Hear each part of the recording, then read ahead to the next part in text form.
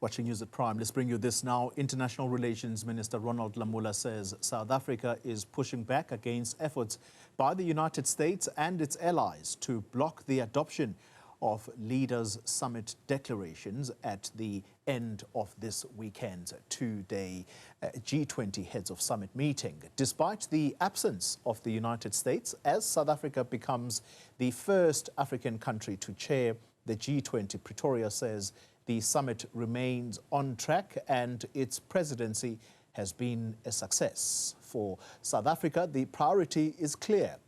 It's ensuring that the summit concludes with unity and a formal declaration from the world's leading economies. Let's talk now to Newzroom Afrika's Qaanitah, and she's live for us at Nasrec this evening. Qaanitah, good evening to you. And so the understanding from part of what Minister Lamola had to say today is that it will not be a train smash if a declaration is not adopted at the end of this summit.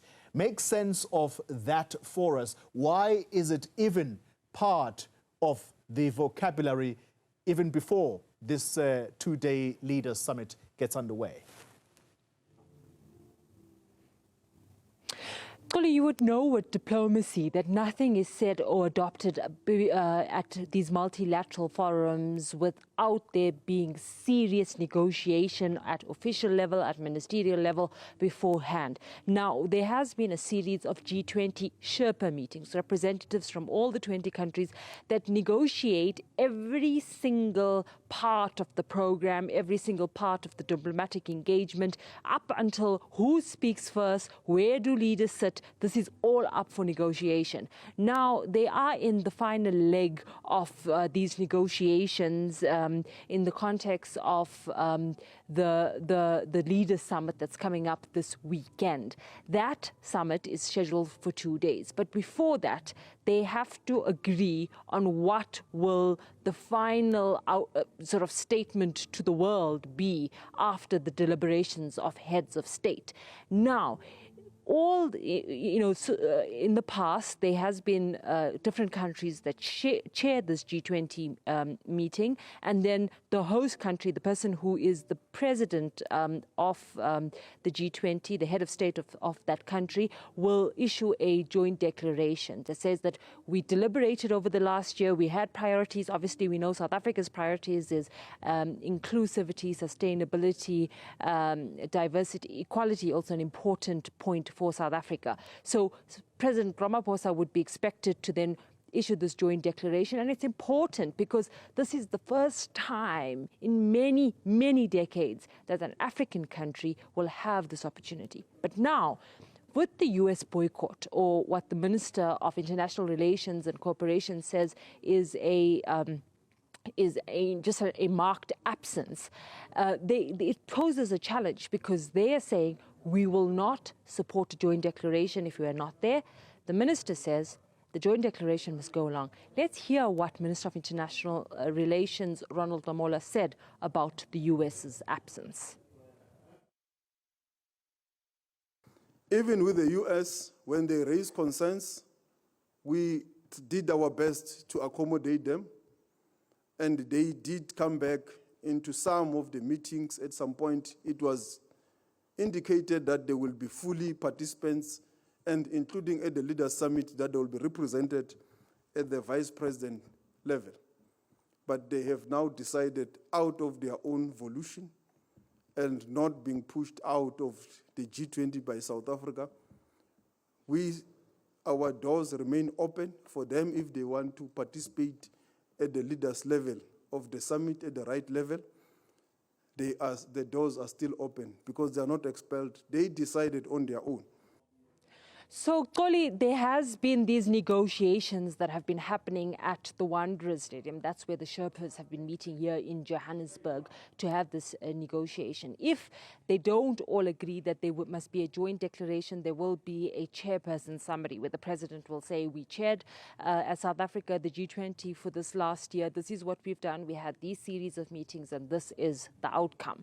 Now, it's semantics. South Africa is putting up a strong stance to say that the program is not going to be derailed in any way with the US's absence. Obviously, the US, making their absence felt, wanting to derail the meeting, disagreeing from the very beginning on the agenda of this G20 year that took place under South Africa's presidency.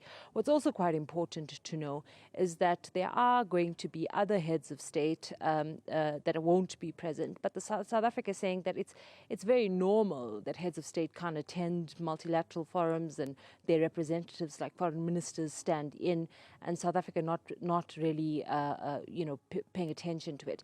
But there's another logistical challenge, Xoli, is that how does the handover happen? Because it's not just a simple absence that the US is not going to be here, but they take over the G20. And there's a troika that exists where the outgoing president of the G20, which would have been Brazil, now South Africa is the current, and then the incoming would be the US. Now, they're not going to be here. So how does South Africa officially hand over?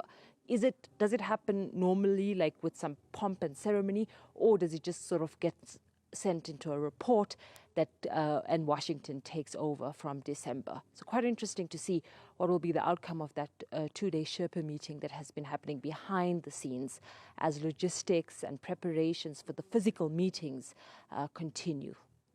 Very interesting indeed. Qaanitah, quickly before I let you go, the minister also addressing the matter of the plane load of Palestinians who came to South Africa. The understanding is that this was in fact the second plane to land in this country with the Palestinians who basically are fleeing the war in Gaza.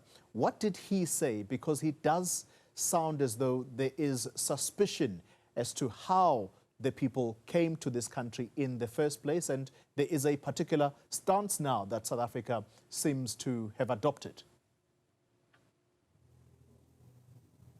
Yes, the stance is that South Africa will not be allowing any more planes filled with Palestinians fleeing Gaza to arrive here. That's an important statement because South Africa has made the determination that these flights are part of a dubious effort to actually depopulate Gaza, to get rid of Palestinians in Gaza and resettle them across the world. He says this is part of a global effort. Flights have been sent to other parts of the world as well, and South Africa will not be party to it as investigations continue into the circumstances of these two flights. The first came 2 weeks ago.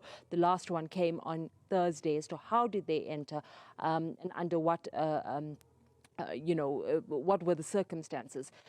Ronald Lamola saying that they believe that the necessary paperwork and protocols were not followed by the Israeli authorities. There is further information coming out that the organization Al-Majd Europe, who these Palestinian families paid thousands of US dollars to be resettled, was working in cahoots, allegedly, with the Israeli authorities in part of what is called a voluntary exit program of sorts that has been set up in Gaza this year. And so South African government saying that this is not a matter of people getting onto a flight and leaving Palestine and seeking refuge in South Africa, that this has a more sinister undertone and that South Africa will not participate in any future efforts at resettling Palestinians in this way. Xoli.